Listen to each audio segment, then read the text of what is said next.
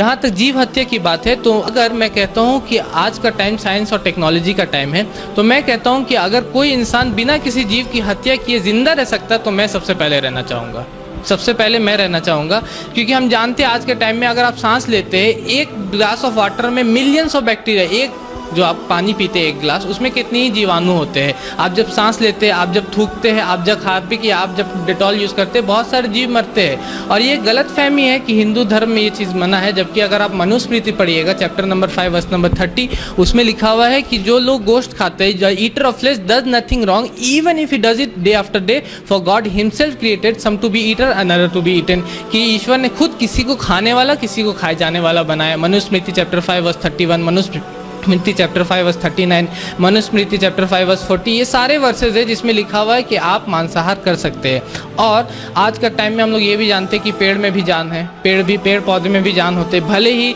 वो लोग जब रोते हैं तो हम लोग को सुनाई नहीं देता, क्योंकि उन लोग की फ्रीक्वेंसी जो 20 हर्ट्ज से 20,000 हर्ट्ज तक हम लोग जो सुनाई कर देने का कैपेसिटी उससे अलग होता है, इसलिए हम लोग को सुनाई नहीं देता, लेकिन वो लोग रोते भी है। तो ये चीज़ बोलना थोड़े दिन पहले तक ये हो सकता था कि हम लोग पेड़ खा सकते हैं लेकिन वो नहीं खा सकते, लेकिन अब हम लोग जानते हैं पेड़ में भी जीव है, पेड़ भी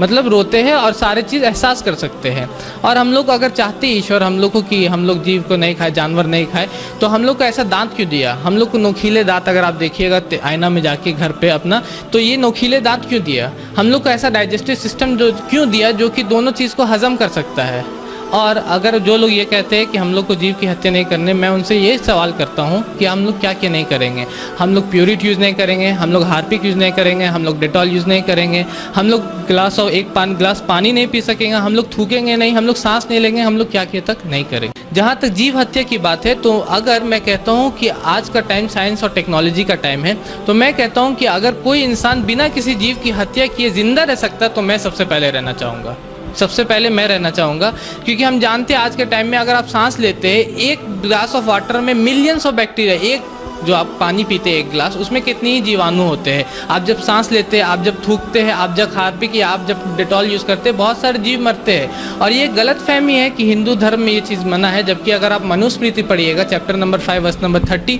उसमें लिखा हुआ है कि जो लोग गोश्त खाते हैं, the eater of flesh does nothing wrong even if he does it day after day, for God himself created some to be eater another to be eaten. कि ईश्वर ने खुद किसी को खाने वाला, किसी को खाए जाने वाला बनाया। Manusmriti chapter 5 verse 31, Manusmriti chapter 5 verse 39, Manusmriti chapter 5 verse 40, ये सारे वर्सेज है जिसमें लिखा हुआ है कि आप मांसाहार कर सकते हैं। और आज का टाइम में हम लोग ये भी जानते हैं कि पेड़ में भी जान है, पेड़ पौधे में भी जान होते हैं। भले ही वो लोग जब रोते हैं तो हम लोग को सुनाई नहीं देता, क्योंकि उन लोग की फ्रीक्वेंसी जो